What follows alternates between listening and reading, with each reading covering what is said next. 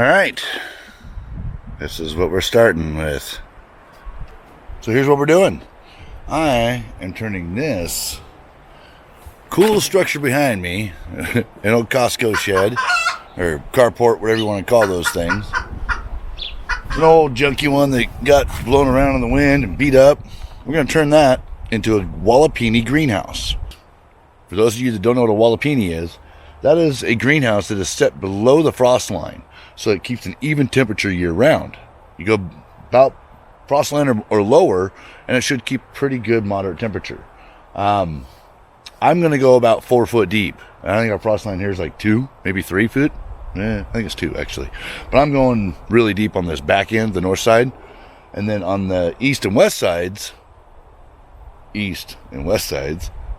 going to put about 3 foot. As you can see here, I've got these pressure treated logs that were given to me. They're actually what those panels were sitting on. Those panels are greenhouse roofing from the it's from one of the colleges around here. Anyway, they redid their greenhouse, took down all of it. This guy on Craigslist had it all. He'd had it for a couple of years sitting on the side. He was going to do something with it, wanted it gone, gave it to me for free. These came with it. They were just, the stringers it was sitting on, but hey, I'm going to use them as my foundation poles for what's hitting the ground here. And then I'm going to take these trees that I've got all over, that have fallen, and we're going to use those. I'm not sure if I'm going to go this way or do cordwood style and do it that way. I think I'm going to do it log cabin style, just all the way up, like that. So, like I said, I'm going to take and I'm going to put the logs on top of here, backfill up against it. This backside here, I've got these long pallets. I got a few others.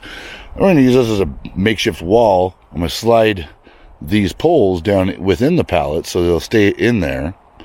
Some T-posts down there to help hold them so that all that weight coming in. And then I've got, sorry for the junk pile, but this metal that I've used already, this beige stuff. So I'll use that metal that I was just showing you on the back of the pallet here up against the dirt side to help, keep it from eating away at it too long. This should stay pretty rot resistant, I'm hoping, for a long time.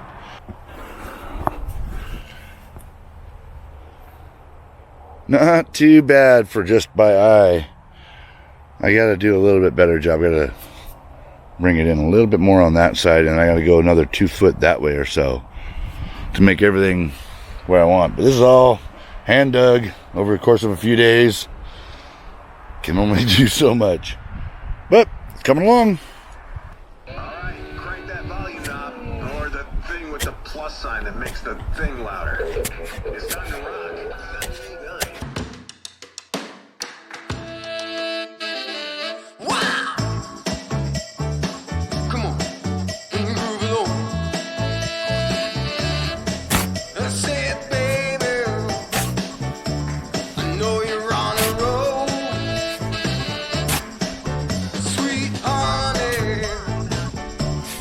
Take it real soon. You know we got what you need, baby. So take it, move along. I said we got what you need, honey. Come and groove along. Come on. Rolling on that highway and beat up. Wow. Come on.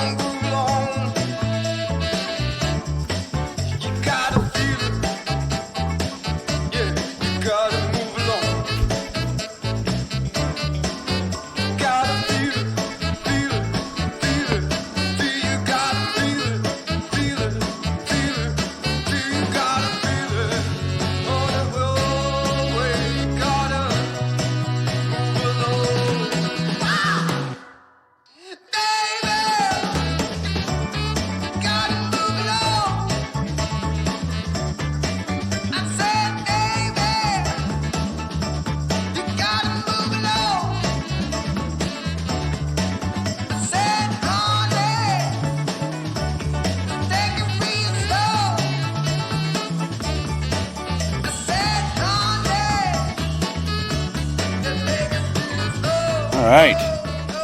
Yeah, that is some serious work.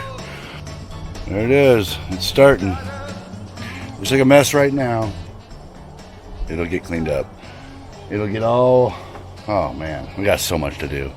I'm excited, though. This is going to be fun. This is going to be a fun project. This is a little time-consuming, guys. So be prepared. Phase 1. Dig out the earth. Logs next. Boom, boom. Well, actually, we're going to go ahead and put the pallets up back there. Then we'll put the logs in on the sides. Lock everything in. Get this thing functional. Start getting some greenhouse action going. Be sure and hit that like button for us. Give us a thumbs up. And don't forget to subscribe. There is so much to do. But we're doing it on the cheap. That thing there, free on Marketplace. One bay got bent really bad. Hey, the other 3 are going to work great as the framework for how I put in all those glass doors and windows. Stay tuned. Recycle, reuse, renew.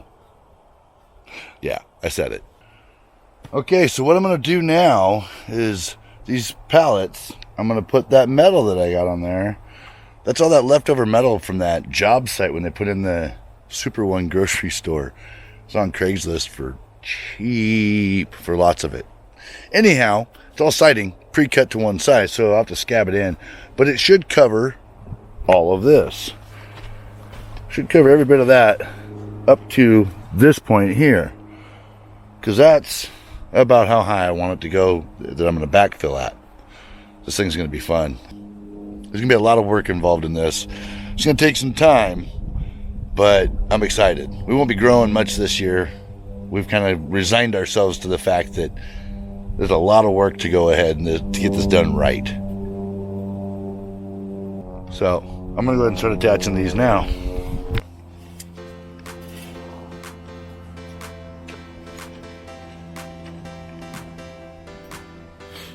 All right.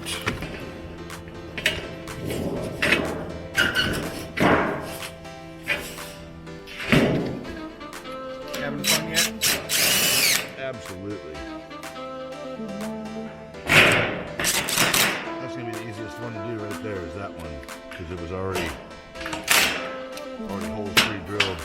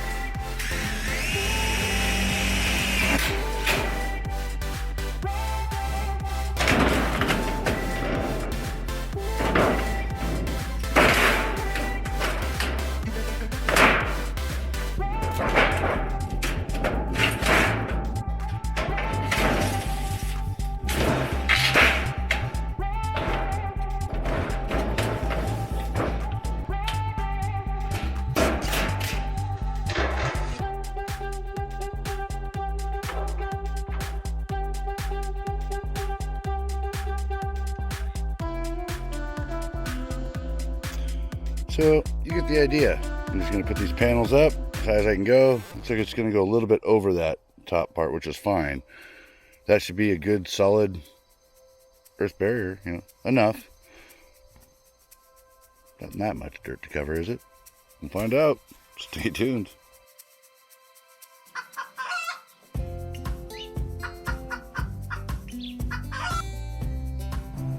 Hey guys, I'm going to start pounding some T-posts. Get this thing sturdy. Start backfilling and start our sidewalls. Get them done. Well, I don't know if we'll get the sidewalls done today. We're gonna at least get this back wall done. All right, so we're gonna get this back wall all staked down with some T-posts, and then we'll slide the awning, carport, whatever you want to call that thing. Slide it into the pallets. Hopefully lock it in place, keep it from going too far in any direction. We'll see what happens. This is all experimentation, you know.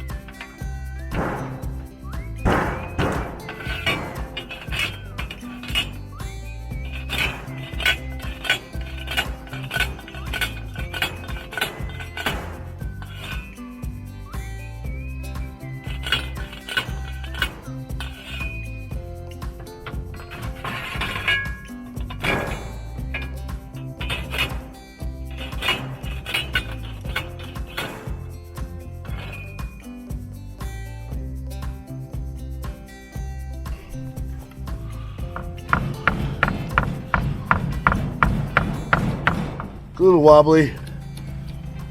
I think once we start backfilling it, build the shelves. I plan on building some shelves off the bottom, this level here.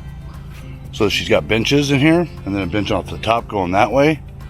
So hopefully that should lock this all together and make it a little bit more sturdy. I mean, I don't think that ground's gonna push this out, but we'll find out. More to come.